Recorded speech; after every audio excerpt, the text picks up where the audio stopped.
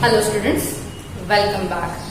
In previous session we have discussed about the first question of exercise 2.1. Today we will start to solve question number 2. Okay? And question number 2, you have given arrange the following in descending order. Whatever fractions you have given, आपको वो descending order में arrange करने हैं. ठीक है? Let's start. First is given 2/9. 2/3 and 8/21. कोई भी fraction को कंपेयर करने के लिए, कोई भी फ्रैक्शन को असेंडिंग ऑर्डर में या डिसेंडिंग ऑर्डर में अरेंज करने के लिए उनको लाइक फ्रैक्शन में कन्वर्ट करना बहुत ज्यादा जरूरी है. और लाइक फ्रैक्शन में कैसे कन्वर्ट करते हैं हम? उनका एलसीएम निकाल के, डिनोमिनेटर का एलसीएम निकाल के हम उनको लाइक फ्रैक्शन में कन्वर्ट करते हैं. So let's start with first question. First will find out the LCM of 9, 3 and 21. 9, 3 and 21. तीनों भी ऑड नंबर है, so we will start with 3. 3 3s are 9, 3 1s are 3, 3 7s are 21. Okay, so LCM is equal to 3 multiplied by 3 multiplied by 7. Okay, 3 3s are 9, 9 7s are 63. Okay, LCM क्या आया? 63. So 2/9 का ऐसा equivalent fraction निकालो आप जिसका denominator होगा 63. So 9 7s are 63, इसलिए 2 7s are 14. ठीक है? Then 2/3. 2/3. 3 21s are, देखो 21 3s are 63. So 21 2s are 42. And the last 8/21. 21 3s are 63. That's why 8 3s are 24. Now this we have to arrange in descending order. देखो पहले आएगा 42 here it will be 63, not 21. 42/63. Then 24/63. And last one 14/63.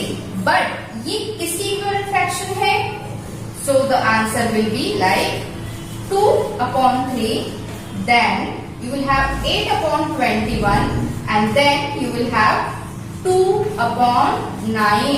So this is your final answer.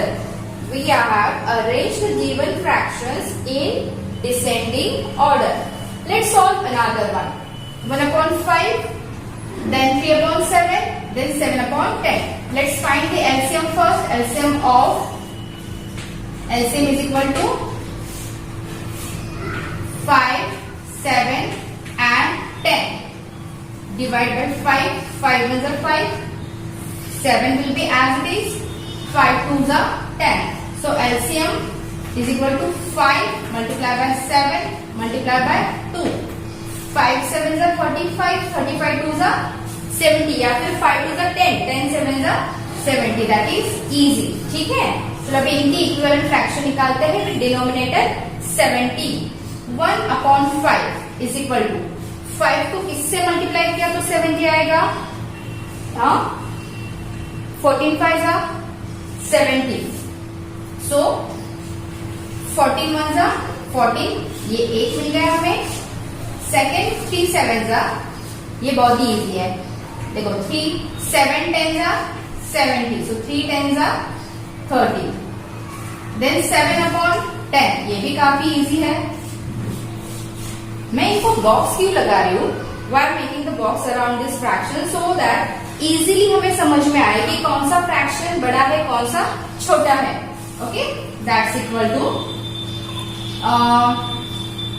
10 7s are 70. So 7 7s are 49. ठीक है? Now we have 14/70, 30/70 and 49/70. So सबसे बड़ा कौन सा है? Of course 49/70. Then you have 30/70. Then you have 14/70. But ये किनके equivalent fraction? हमारे ओरिजिनल फ्रैक्शन तो ये है. So सबसे पहला आएगा 7/10. Then you have 3/7 and then you have 1/5. Okay, this is your final answer. Clear? In this way you can find out either ascending order or descending order. Even when you have to compare the fractions, when you have given to compare the fraction, at that time also you can convert them either into the like fractions or you can cross multiply them. You know, cross multiplication भी एक method होती है. चलो हम next question solve करते हैं. अभी in question 3 you have given a magic square. अभी ये हमें फाइंड आउट करना है कि सच में मैजिक स्क्वायर है या नहीं है. ये स्क्वायर किया है और इसको 9 स्मॉल स्क्वायर्स में डिवाइड किया गया है. हर एक स्क्वायर में एक एक फ्रैक्शन लिखा हुआ है. व्हाट द क्वेश्चन इज कि अगर आप रो ऐड करोगे तो कॉलम ऐड करोगे या डायगोनली भी इन फ्रैक्शंस की एडिशन करोगे तो आंसर सेम ही आना चाहिए. अगर ऐसा है then this will be a magic square. अगर ऐसा नहीं है तो it won't be a magic square. So let's find out. इसके लिए हमें क्या करना पड़ेगा, इनकी सबकी एडिशन करनी पड़ेगी, बराबर. But do you know that when we have denominator same, जब हमारे डिनोमिनेटर सेम होते हैं तो हमें सिर्फ और सिर्फ न्यूमरेटर की एडिशन करनी पड़ती है. चलो इसको करेंगे फिर. मैं डायरेक्टली न्यूमरेटर को ऐड करती हूँ.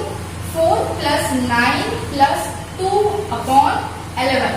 4 plus 9 13 plus 2 15 upon 11. First row का आंसर 15 upon 11 आ गया. हम इसको स्क्वायर बना के रखेंगे. Then this is equal to 3 plus 5 plus 7 upon 11. यहाँ भी वही आ रहा है. 3 plus 5 8. 8 plus 7 15 upon 11. ओके, चलो ये भी मिल गया 15 upon 11. इसको फाइंड आउट करते हैं. चलो 8 plus 1 plus 6 upon 11.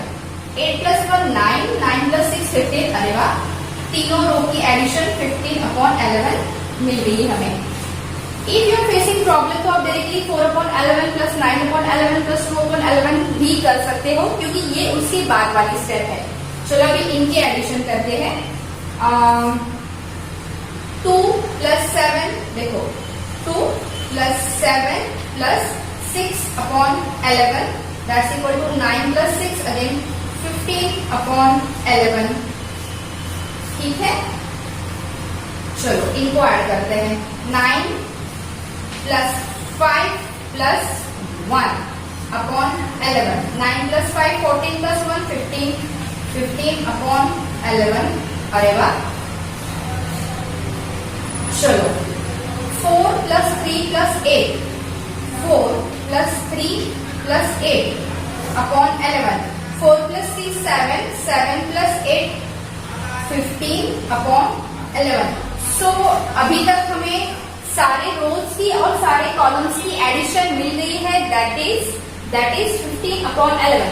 चलो अब हम इनको ऐड करते हैं, इस डायगोनल को ऐड करते हैं. Okay, diagonals means 8 upon 11 plus 5 upon 11 plus 2 upon 11. See this diagonal मैं डॉटेड लाइन ड्रॉ करती हूँ so that you can understand. I will write here 8 equation यहाँ पे 8 plus 5 plus 2 upon 11 that's equal to 8 plus 5 13 plus 2 15. Great, 15 upon 11. अभी इस diagonal की हम addition करेंगे. चौक टूट गया. 4 plus 5 plus 6. 4 plus 5 plus 6 upon 11. 4 plus 5 9 plus 6 15. Wow, 15 upon 11. Now see, isn't it a magic? Really, it's a magic. देखो, when we add diagonally in this way, तो हमें 15 upon 11 मिला है. When we add in this way, then also we have got 15 upon 11. हर एक रो का addition भी 15 upon 11 आया है and the column has also given you 15 upon 11. So question was that ये ऐसा एक स्क्वायर किया है जिनको रो वाइज ऐड किया, कॉलम वाइज ऐड किया या डायगोनली ऐड किया तो भी सेम आंसर आना चाहिए. अगर ऐसा आता है तो ये मैजिक स्क्वायर बनता है. Yes, we have got same answer in all the ways of addition. It means that this is a magic square. Did you get the answer? आप करके देखो। आप एक काम करोगे, एक ऐसा मैजिक स्क्वायर बनाओ इसके जैसा, अलग अलग, जो आप वर्टिकली ऐड करोगे, हॉरिजॉन्टली ऐड करोगे और डायगोनली भी ऐड करोगे तो उसका आंसर सेम आएगा। आप ये बनाओ और मुझे कमेंट में ऐसा उसका स्क्रीनशॉट निकाल के भेज सकते हो, या फिर अपनी साइट पे भी भेज सकते हो, ग्रुप पे भी भेज सकते हो, ठीक है।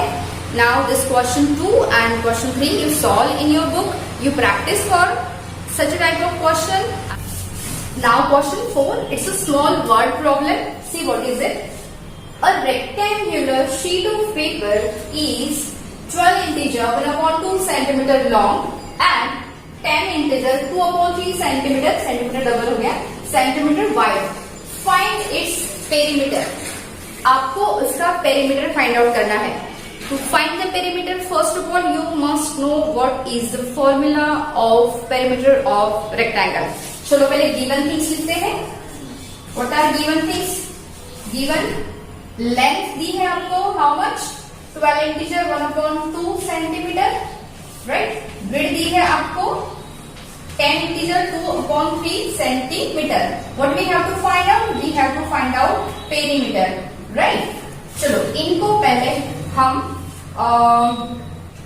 इम्प्रॉपर फ्रैक्शन में कन्वर्ट करते हैं। 12 to the 24, 24 plus 1 25, 25/2 centimeter, then 10 3s are 30 plus 2 32, 32/3 centimeter, ठीक है।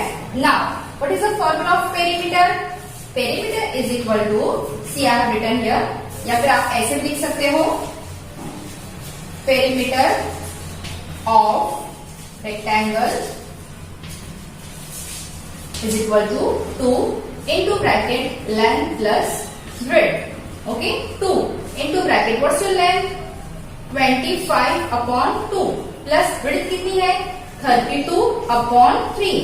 हम ब्रैकेट को कलेक्टिवली सेंटीमीटर साइन देंगे. Now you see here denominators are different but both are prime numbers. So what we will do? We will cross multiply them. So 2 into bracket 25 3s are, या फिर ऐसा लिखो 25 multiply by 3 plus 32 multiply by 2 upon 2 multiply by 3 bracket के बाहर centimetre. तो we solve here, that's equal to 2, या फिर perimeter is equal to 2 into bracket 75 plus 32 2s are 64 upon 6 centimeter. So perimeter is equal to 2 multiply by 5 plus 4 9, 6 plus 6 12 plus 1 13 upon 6. You can simplify over here, ठीक है. 2 1s are 2, 2 3s are 6. Now just check, can you simplify this? No, you cannot simplify. So perimeter is equal to 139/3 centimeter. That you can write like, आप इसको mix fraction में convert करो, ठीक है. Now 3 4s are 12. 3 4. How to do it? How to do this? See, 139 को, this is a rough work, आप notebook के पीछे कर सकते हो या फेयर बुक में कर सकते हो, फेयर बुक में मार्जिन में भी कर सकते हो. 3 से डिवाइड करो, 3 4s are 12, बच्चा 8, this 9 will come down, 3 6s are 18, carry what is remainder? Remainder is 1, ठीक है. So how you can write this in terms of mixed fraction? You can write like 46 integer 1/3 centimeter. This is what your answer is. Last में आपको statement लिखना है. What is the statement? The perimeter of the rectangular sheet of paper is 46 integer 1/3 centimeter. जब भी हमें word problems आता है, मैं हमेशा आपको बताती हूँ, हर एक वीडियो में बताती हूँ जहां जहां पे वर्ड प्रॉब्लम सॉल्व किए, कि word problem is end with the collective statement, है statement, that is a result statement. जो पूछा है क्वेश्चन आपको वर्ड प्रॉब्लम के एंड में, उसका आंसर होता है वो स्टेटमेंट। तो यहाँ पे क्वेश्चन क्या था? क्वेश्चन था find the perimeter. So perimeter of a rectangular sheet of a paper is 46 integer 1/3 centimeter. Understand? It was very easy to practice for such examples, and we'll see you in next session. Till that time, you take care of yourself and keep studying. Thank you.